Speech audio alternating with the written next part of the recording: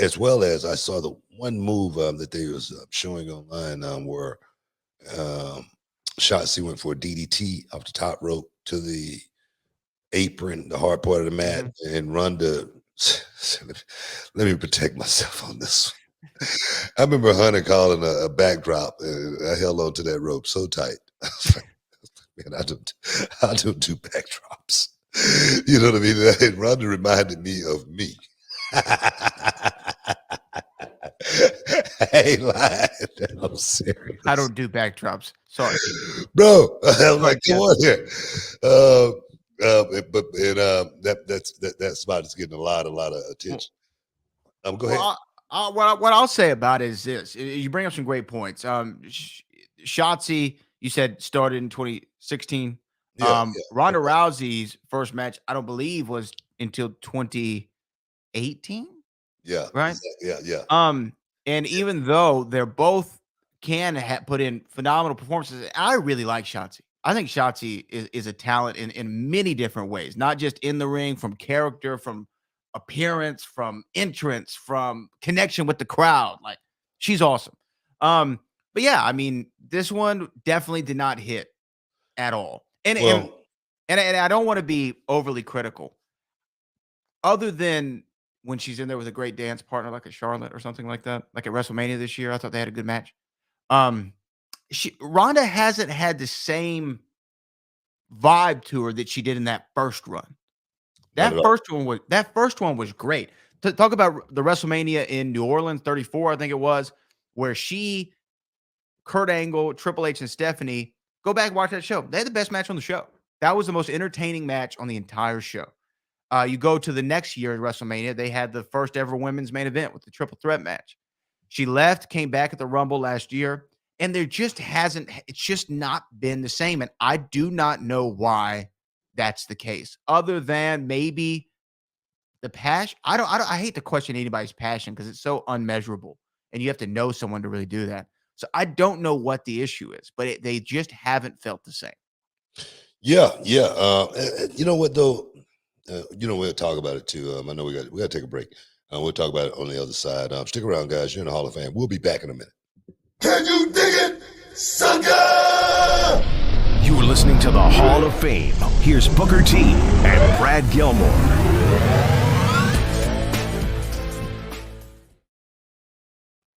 Welcome back inside the Hall of Fame, guys. I'm Booker T, six-time world champ with my man Brad Gilmore. We just chopping it up, talking about in-ring performances as far as the Shotzi Blackheart Ronda Rousey match at the Survivor Series extravaganza, man. It was a spectacle on that night, man. But that match had a few hiccups. And the thing is, with this business, what I what I try to what I try to stress with my young guys that's going through reality of wrestling. If you guys want to get into reality of wrestling, guys, just go to realityofwrestling.com and we'll sign you right up. We'll get you right in and get you right on your way to success. But what I talk to my my students about is knowing how to create your star. You know what I mean? Knowing how to draw the people in and make them feel like they are a part of you and your rise to success. The one thing about fans is they want to watch you perform. You know what I mean? They want to watch you perform at a high level, though.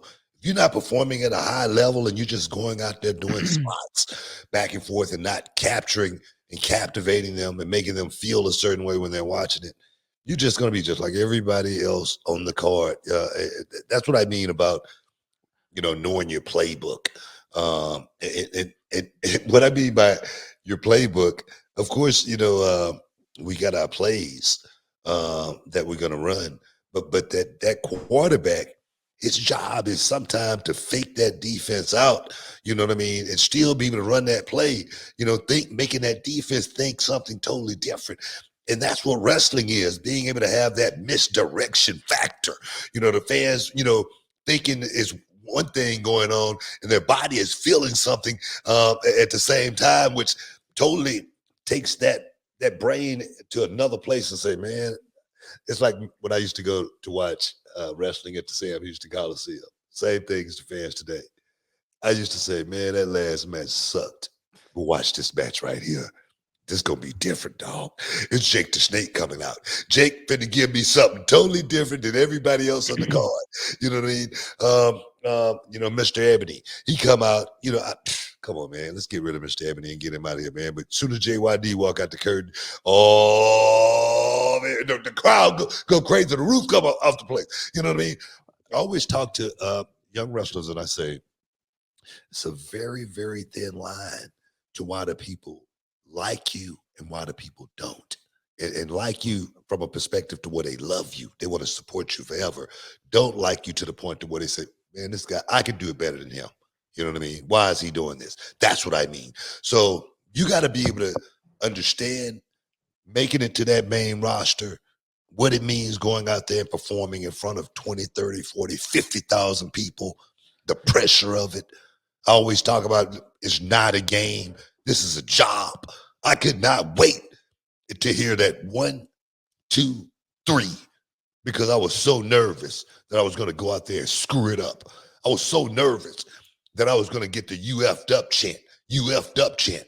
I was so nervous, that I made sure that never happened. Only one time, but Bagwell and Booker T on Monday Night Raw. That's another story. Well, Certain it happens. Well, certain circumstances. I had totally out of my hands. My hands were tied in that situation. But you understand where I'm coming from. No, I totally get it. But here's my thing about, because I'm like you or anyone else. When I see a match, you know if it's good or not, right? And when I first started working around reality wrestling, I remember there was a match in the ring. It was two lucha guys. I don't remember who they were. I'm so appreciative of any performer, right? Whether that be a stand-up comic, a singer, a dancer, or a pro wrestler. I always like to give people the benefit of the doubt. I remember watching a match that I knew wasn't great, but I said, "Oh, you know what? That wasn't a bad match." And the guy who was sitting next to me turned around. His name was Paul Cook. He was with us at the time, and he goes, "Well, then you don't know wrestling, right?" When I said it was a good match. So we know when we see a bad match, right? And look, make no mistake, the match on Saturday night was not great by any standard. What I don't like though is when the online people, it's one thing to say, "Hey, didn't like that match. That match sucked. No good." That's fine. When you go out and you attack, though, people like a Shotzi, who she got it real bad after Money in the Bank a few months ago, where she had like a issue with the ladder a couple times. I don't like when you do that. That's where I have a problem because we know, and you know better than anybody, you just said it. When you go out there, you are walking on a tightrope with no net. It's 20,000 strong. Some of the most hardest fans you're ever going to find is Boston, right? They could be mean, man. Yeah. And you're out there at the TD Garden. Survivor Series is a big stage. You're on the world stage on a premium live event. There's a lot of pressure there. So I don't like to attack a performer for putting in a less than stellar performance. However, the match was not good. And sometimes that's the reality of the situation. You know what? I'm not afraid of constructive criticism. Yeah, 100%. Somebody tell me, just like I'm saying right now, you got to know your playbook. You got to know, what you're dealing with. You got to know how to create your star. One thing about this business, the backstage stuff, making the fans laugh, and the ha-ha and the vignettes, acting tough, all that stuff is cool. Yeah. But you got to give me the payoff. And the payoff is the wrestling. The payoff has always been the wrestling. That's the performance is it. And a lot of people think today that, a lot of guys like back in the day slipped on a banana peel and became like great, like superstars. And I'm not talking about myself. I'm talking about guys like Shawn Michaels, who was barely, 200 pounds. And that was just sometime being 200 pounds. Right. Normally he was under 200 pounds, but he projected. His star was like so bright. His performances in the ring was flawless.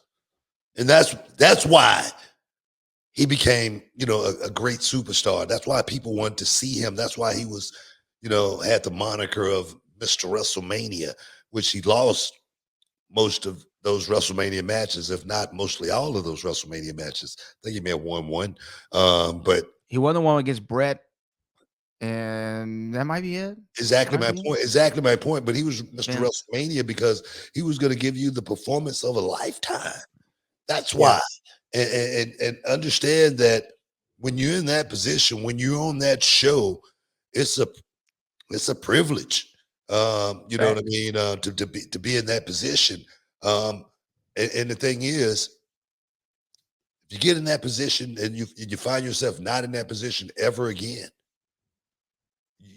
you should know why. Yeah. Because your performance got to add up. It's got to be right. And a lot of people think today is just a game.